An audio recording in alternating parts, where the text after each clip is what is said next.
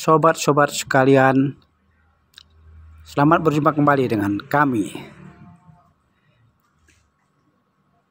Sebelumnya, Assalamualaikum warahmatullahi wabarakatuh.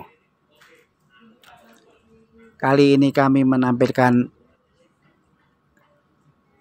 yaitu ceramah hari ke-7 di Masjid Darul Ilmi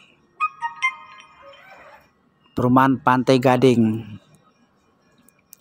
di mana ceramah ini diisi oleh Ustadz Haji Muzakir,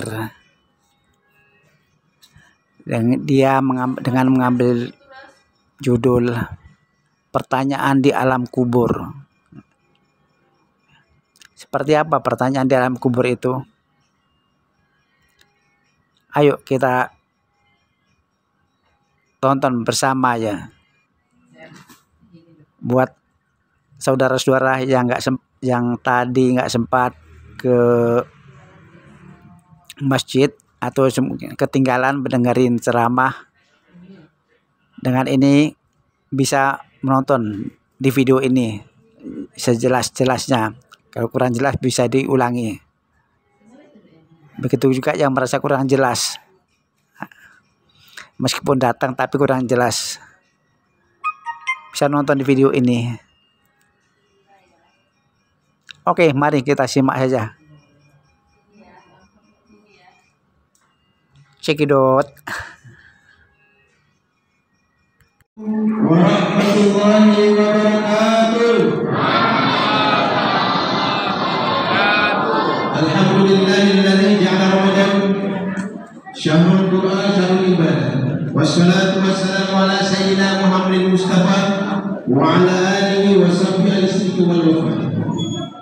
Yang pertama yang terutama kita bersyukur kepada Allah Subhanahu wa taala yang hari ini kita diberi kekuatan dan keimanan yang luar biasa. Allah mengatakan dalam Al-Qur'an, "Wa in ta'uddu ni'matallahi la tuhsuha." Kalau kita mau menghitung nikmat Allah pasti tidak akan terhitung lupai. Kalau Allah menciptakan seluruh bulu dalam tubuh kita yang menjadi lidah, kemudian ditakdirkan Allah mengucapkan alhamdulillah, mengucapkan kata syukur, rasa syukur, maka pastilah kita akan terbalas apa yang nikmat yang diberikan Allah sesuai dengan yang diturunkan kepada kita semuanya. Tapi tidak ada sampai hari ini, tidak ada bulu-bulu kita menjadi lidah. Oleh karena itu harus kita bersyukur kepada Allah Subhanahu wa taala karena nikmatnya terus mengalir kepada kita semuanya. Kemudian mari kita kirimkan secara spesial dan istimewa kepada insan iman manusia pilihan, yakni Nabi Muhammad SAW, biqauli Allahumma shalli ala sayyidina Muhammad wa ala alihi sayyidina Muhammad. Assalamualaikum ya sayyidina Rasulullah. Assalamualaikum ya Rasulullah. Saya menggantikan kekosongan, karena pengganti itu Bang Sirah. Kalau kita mau mobil Bang Sirah mesti sebagusnya aslinya. Karena kita tukang tambal, ya bosnya BB nggak ada lagi, saya tukang tambal. Sebelum Ramadan datang, saya belum mulai datang karena anak kami ditugaskan oleh rumah kerja sama dengan sebagainya. Jadi minggu pada malam hari ini adalah tentang rezeki dari Allah, pembagian rezeki dari Allah. Kalau dicatat, karena anak kami juga di SMP4 kami tugaskan seperti itu. Jadi anak kami turun semua ke masjid-masjid, musola-musola, langgar-langgar untuk mencatat ikut serta dalam meramaikan masjid-masjid. Jadi judulnya rezeki berkaitan dengan Allah Subhanahu wa taala. Sebelum Ramadan datang, saya ziarah ke Sungai Panas. Saya lihat di situ anak-anak setelah pulang dari kubur ayah, saya lihat anak-anak banyak kali di kuburan ini. Apa yang mereka lakukan? Main TikTok di atas kuburan. Wah, biasa kayaknya. Main TikTok di atas kuburan. Kalau zaman kita dulu, zaman saya sendiri, kalau melewati kuburan takut tuh merinding dulu. Takut melewati kuburan. Jangankan kita, Utsman bin Affan, sahabat Rasulullah, khalifah yang ketiga, kalau ketika dia melintasi kuburan mesti nangis. Setiap minta keputusan nangis. Ditanya sama kenapa Utsman nangis, wahai sama kenapa nangis? Karena kuburan itu adalah tempat pertama. Bila kita beres di kuburan pertama, ditanya orang beres, maka baju berikutnya akan beres. Ini Utsman bin Affan sahabat Rasulullah. Ini anak kita minta TikTok di atas kuburan luar biasa. Allah sampaikan, padahal ada adab-adab yang masuk di aturan ziarah itu. Minimal berdoa assalamualaikum ya warahmatullahi. Oleh karena itu bagi kita ini bisa menjaga anak kita ini tidak ada yang mengintok lagi di atas kuburan. Rasulullah SAW melarang kita ini menginjak kuburan. Ini anak kita mengintok di atas kuburan. Kemudian Rasulullah mengatakan man zarafa bari wajibat syafa'ati. Pada siapa menziarah yang berburu, maka Rasul mengatakan dia akan mendapatkan syafaatnya. Oleh karena itu mudah yang hadir di sini tanpa terkecuali bisa menziarah Rasulullah SAW di Makkah Al-Mukarramah. Kalau tidak bisa, mudah kita bisa bertemu dengan bukti saja. Tidak bisa. Rasul mengatakan man ra'ani bil balan, man ra'ani bil balan fa'inna syaitana kana musuh. Barang siapa bertemu aku dalam mimpi, itulah aku. Karena syaitan itu tidak sanggup menyerupai aku. Karena syaitan karena semuanya. Jadi barang siapa yang bertemu Rasul dalam mimpi, itulah Rasulullah SAW. Kemudian salah satu berikutnya yang pertama punya rezeki dari Allah Subhanahu Wa Taala. Allah Subhanahu Wa Taala berfirman dalam Al-Quran, "Wa ma min dabbatin fil ardi illa huwa rizquha." Setiap binatang makhluk hidup yang berjalan satu kaki atau dua kaki atau 1000 kaki mesti sudah dijamin rezekinya dari Allah Subhanahu Wa Taala. Mau kafir ke dia, mau ingkar ke dia, mesti dijamin rezekinya Allah Subhanahu Wa Taala sepanjang hidup. Contohnya saja, kita bayi, ketika kita seorang bayi masih dalam kandungan sudah dijamin rezekinya Allah Subhanahu Wa Taala. Kalau ibunya makan minum lewat namanya tali plasenta atau tali pusat. Ibunya makan, anaknya makan. Ibunya minum, anaknya minum. Ketika 9 bulan 10 hari lahir anak, apakah terputus rezekinya? Tidak. Allah kasih 2 jalur, yaitu yang kedua sisi ibunya. Kemudian mencapai 2 tahun setelah disapi, apakah terputus rezekinya? Tidak. Allah lipat gandakan menjadi 4. Ada air, ada susu, ada tumbuhan, ada binatang. Kemudian setelah meninggal, mati, apakah terputus rezekinya? Tidak. Allah lipat gandakan menjadi 8. Itulah surga Allah Subhanahu Wa Taala. Kemudian kalau orang dapat dikasih nerakanya di sana, umat Islam memasuki surga, makan minum seenaknya semaunya saja, selama-lamanya. Jadi rezeki Allah Subhanahu Wa Taala. Sepanjang kita ini hidup, dijamin rezeki kita. Mau kita berbuat dosa, banyak pahalanya. Kalau seorang ulama, seorang ustaz, dijamin rezekinya. Mau binatang melata, jalan kaki 1 atau 2, dijamin rezekinya Allah Subhanahu Wa Taala. Ulat yang di dalam lautan yang gelap, dijamin rezekinya Allah Subhanahu Wa Taala. Gunung di atas pohon yang tinggi, dijamin rezekinya Allah Subhanahu Wa Taala. Jadi jangan ragu dan menimbang, bapak-bapak ibu semuanya, semua rezeki dijamin Allah Subhanahu Wa Taala. Kemudian yang kedua, tipe yang kedua disebutkan dalam surah An-Najm, wa insana illa sa'ah, adalah manusia itu bisa mendapat rezekinya sesuai dengan usahanya. Ada orang bisa mendapatkan rezeki yang berlebih dan ada usaha. SD dengan tamatan S1, S2 itu berbeda. Kenapa? Karena mungkin sudah kuliah, profesor, dokter dan sebagainya, mereka ada usaha. Sementara SD, kalau tidak ada warisan, maka mereka itu mendapatkan sesuatu kemampuan karena usahanya sampai SD saja. Maka menjanjikan barang siapa yang berusaha, dia akan mendapatkannya. Coba kedudukan ini, PP kedua ini adalah mereka ini agak sedikit sombong biasanya. Awalnya mereka mendapatkan rezeki dari awal sombong. Kenapa mereka sombong? Karena seolah-olah rezeki itu bukan dari Allah. Ini usaha saya, ini jadi upaya saya. Padahal Allah Ta'ala dulu dia orang soleh, orang hebat, orang pintar. Tapi ketika mereka menggunakan otaknya, lupa dengan daratannya. Karena tahun ini adalah seorang arsitek, seorang kimiawi, dia mencampurkan zat satu, zat kedua, menjadilah emas. Itulah kehebatan tahun. Tahun itu bukan orang bodoh, orang pintar. Jadi mereka campur zat satu, zat kedua, dicampur ke zat ketiga menjadi emas. Tapi karena dia mengagumkan otaknya, kemampuannya, akhirnya sombong sekarang ini. Ditinggalkan oleh Allah Subhanahu Wa Taala. Akhirnya sampai sekarang kita menjadi sumber. Apabila jumpa harta, kita sering mengucapkan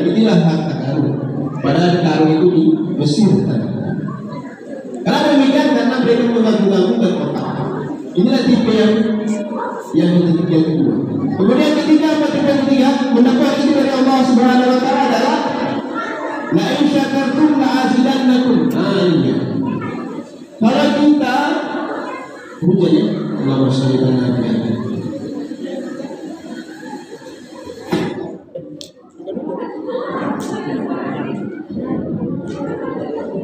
Ya, kalau hujan ada hujan. Ya, Oke dah. Tidak ya. Bismillahirrahmanirrahim. La in syakartum la azidannakum wa in kafartum azabil syadid. Ini tipe yang ketiga.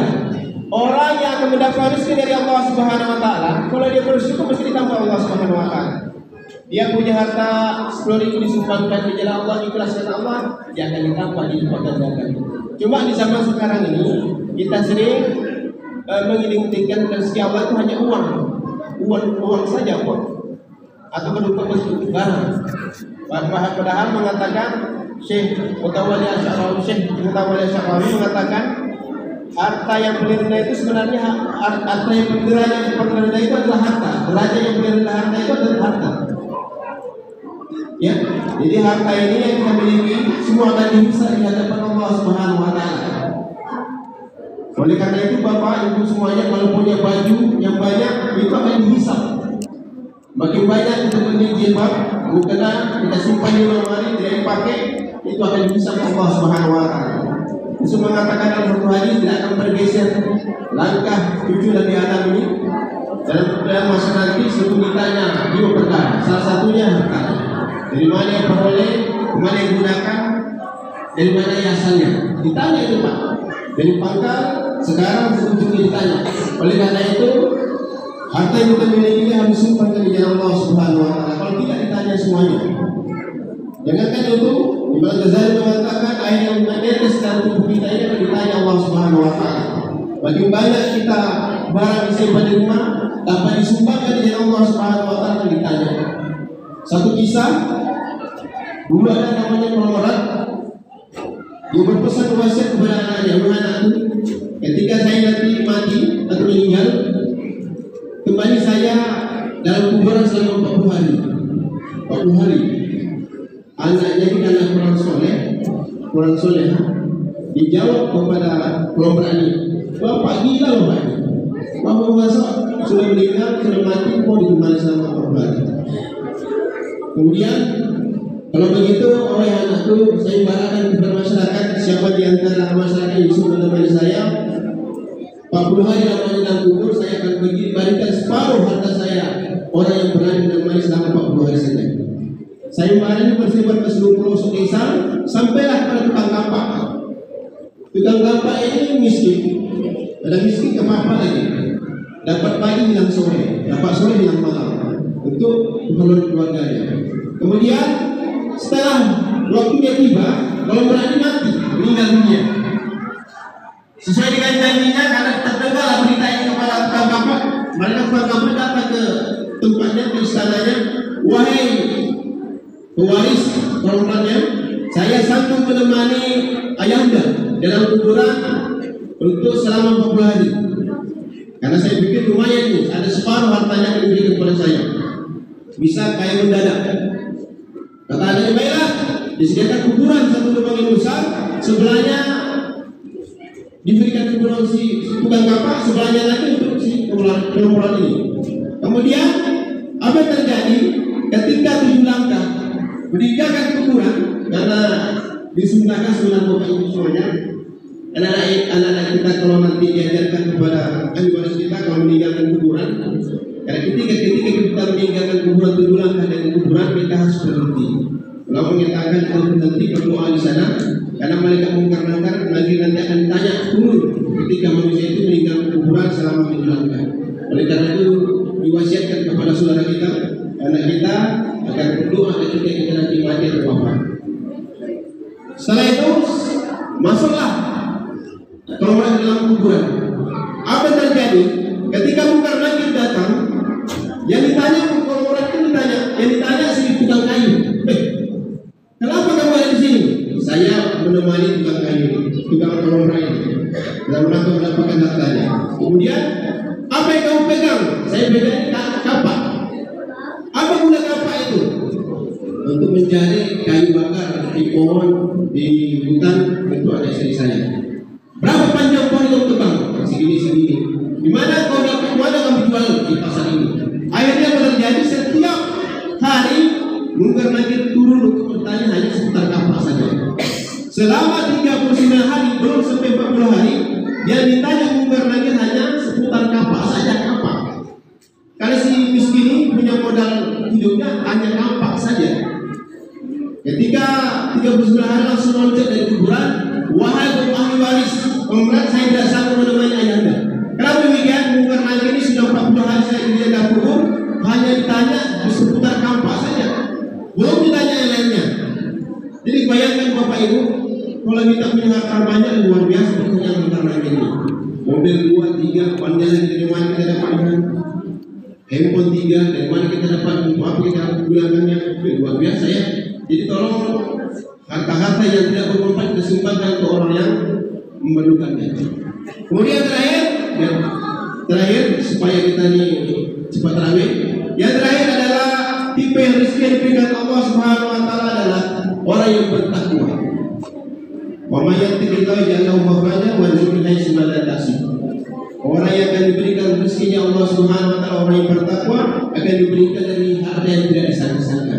Makin tinggi ketakwaan kita kepada Allah Subhanahu Wa Taala, maka rezeki itu akan terus naik. Tingkatkan kualitas iman kita, akan diberikan Allah Subhanahu Wa Taala jalan keluar yang tidak disangka-sangka. Walaupun banyak hutang kita untuk beribadah di jalan Allah Subhanahu Wa Taala, maka kita dijalankan di dalam Allah Subhanahu Wa Taala. Kemudian sebelum saya akhiri, kami dari pengurus amil zakat kemarin dan sudah melakukan pelatihan di Golempron, kemudian di Karana sudah dilantik UPZ unit pengurus zakat. Oleh karena itu Bapak Ibu semuanya, UPZ kita ini dan ini sudah resmi, sudah legal sesuai dengan Undang-Undang Nomor 23 tahun 2011, Impres Nomor 3 tahun 2014, bahwasanya biasanya zakat kita kan musiman itu diterima dibentuk ambil ini hanya di bulan Ramadan saja. Jadi mulai tahun ini UPZ kita tidak hanya musiman, tapi berjalan sekali 5 tahun sepanjang SK-nya di berjalan tidak berhentikan oleh Wali Kota, maka zakat itu tetap berjalan. Jadi walaupun di bulan Ramadan atau di luar Ramadan nanti, maka kita akan mengaktifkan UPZ kita ini pengurus zakat. Kenapa demikian? Karena masyarakat kita mengatakan biasanya zakat yang mesti ada musola itu musiman, hanya dipakai ketika bulan Ramadan saja. Tetapi ketika berakhir bulan Ramadan selesailah petugas penitia UPZ. Oleh karena itu dimohon kepada Bapak Ibu semuanya, apalagi menunaikan zakatnya, kami sudah mengadakan, sudah dilantik, sudah diresmikan oleh Wali Kota kemarin untuk dilegalkan sebagai pengurus zakat yang resmi. Biasanya kan tidak resmi, karena sesuai dengan surat edaran yang berhak menerima pengumpul zakat itu adalah amil zakat. Dan menurut undang-undang dan dalil Al-Quran, yang sah menjadi amil zakat itu adalah yang ditunjuk oleh pemerintah. Jadi ada kata kalau misalnya ada yang menjadi amil zakat tapi tidak dibentuk oleh pemerintah, tidak dibentuk oleh amil, maka tidak salah ambil zakat tersebut menurut kemarin kajian. Tapi mungkin beberapa ahli fikih, mungkin ada beberapa kitab membolehkan saja. Tetapi menurut pemerintah, kita sampai pelatihan kemarin diharapkan menyetor Bapak Ibu semuanya kepada amil-amil yang tidak ditunjuk oleh pemerintah setempat. Jadi kami kemarin sudah melakukan pelatihan, sudah resmi.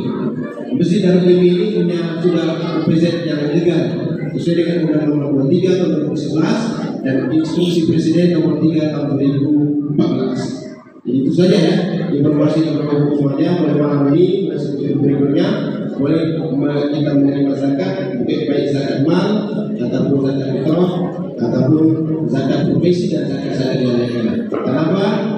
Basnas akan menyalurkan kerjasama dengan muslim masjid yang berada di dunia. Oleh karena itu dimohon dibiarkannya untuk kita maklumi semua apa yang sudah diperintah. Assalamualaikum warahmatullahi wabarakatuh.